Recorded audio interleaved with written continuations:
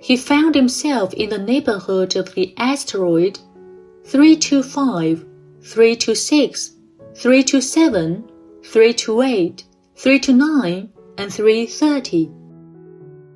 He began, therefore, by visiting them in order to add to his knowledge. The first of them was inhabited by a king. Clad in royal purple and ermine, he was seated upon a throne which was at the same time both simple and majestic.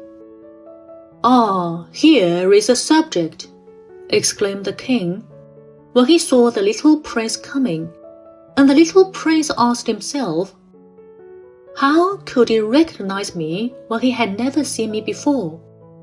He did not know how the world is simplified for kings. To them, all men are subjects. "Approach, so that I may see you better," said the king, who felt consumingly proud of being at last a king over somebody. The little prince looked everywhere to find a place to sit down, but the entire planet was crammed and obstructed by the king's magnificent ermine robe. So he remained standing upright, and since he was tired, he yawned. "It is contrary to etiquette to yawn in the presence of a king," the monarch said to him. "I forbid you to do so." "I can't help it. I can't stop myself," replied the little prince, thoroughly embarrassed. "I have come on a long journey, and I have had no sleep." "Ah, then," the king said, "I order you to yawn.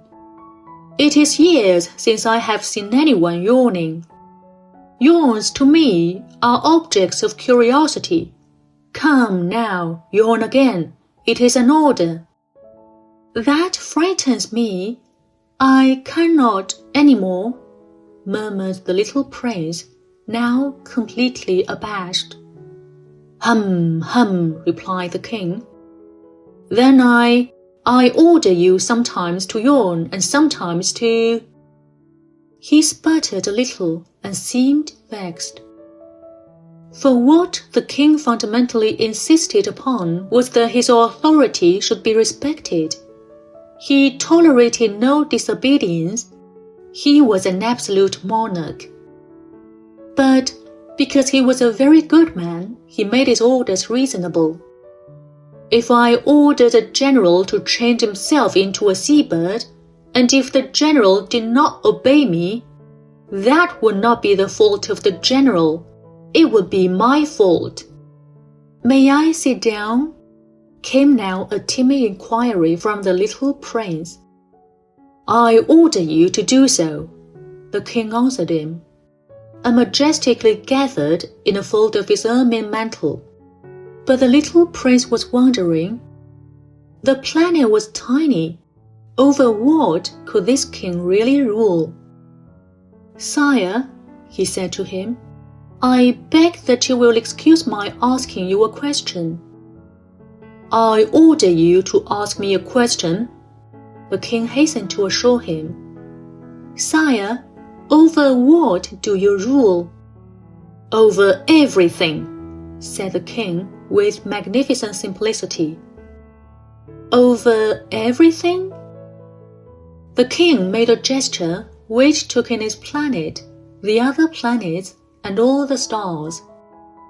"Over all that?" asked the little prince. "Over all that," the king answered.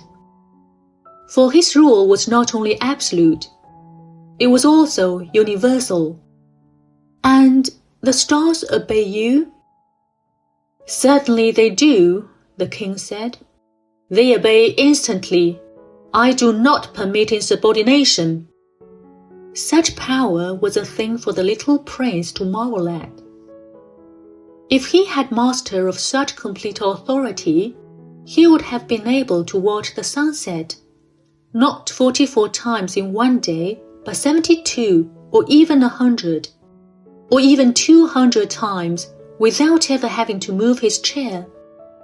And because he felt a bit sad as he remembered his little planet, which he had forsaken. He plucked up his courage to ask the king a favor. "I should like to see a sunset. Do me that kindness, order the sun to set."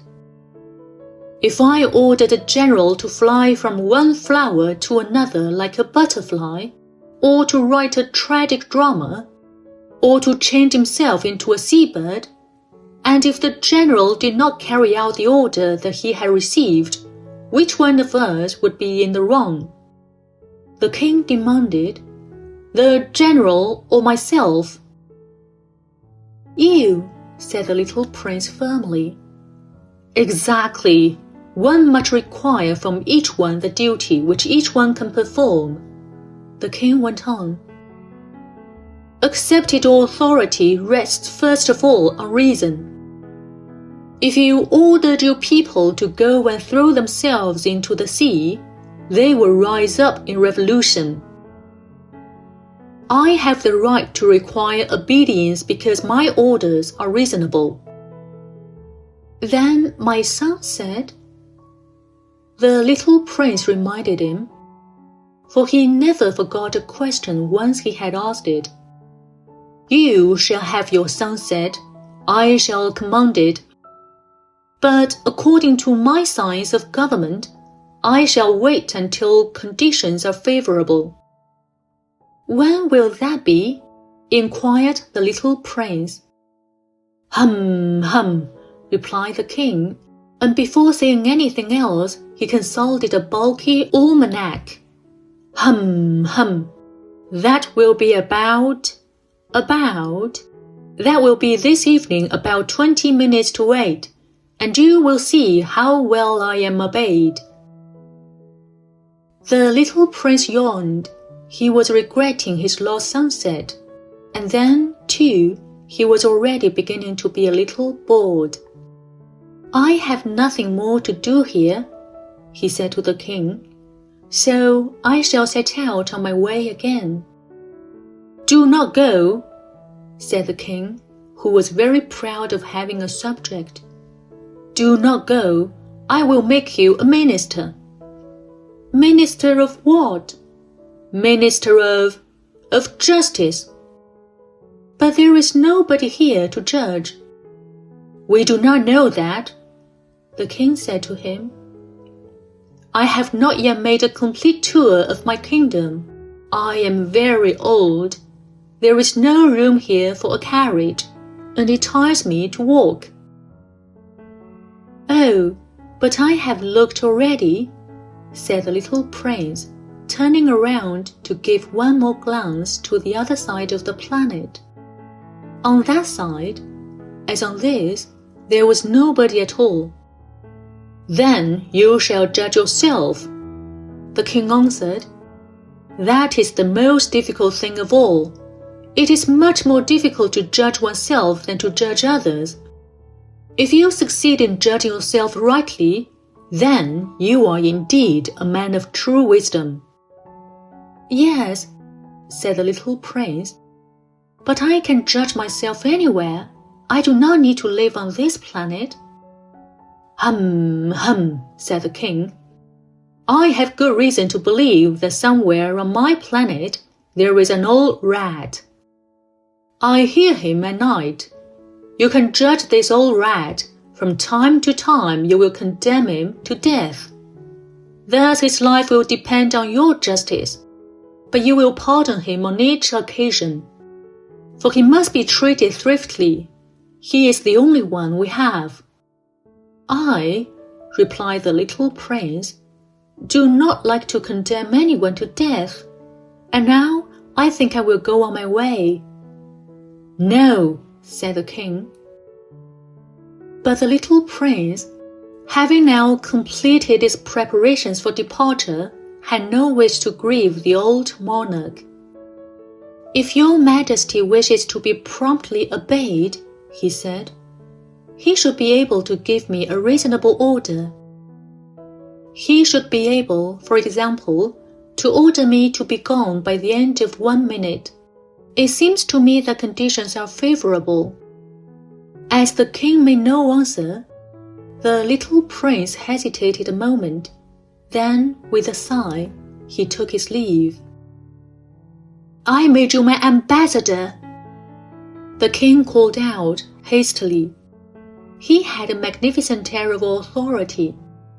"The grown-ups are very strange," the little prince said to himself as he continued on his journey.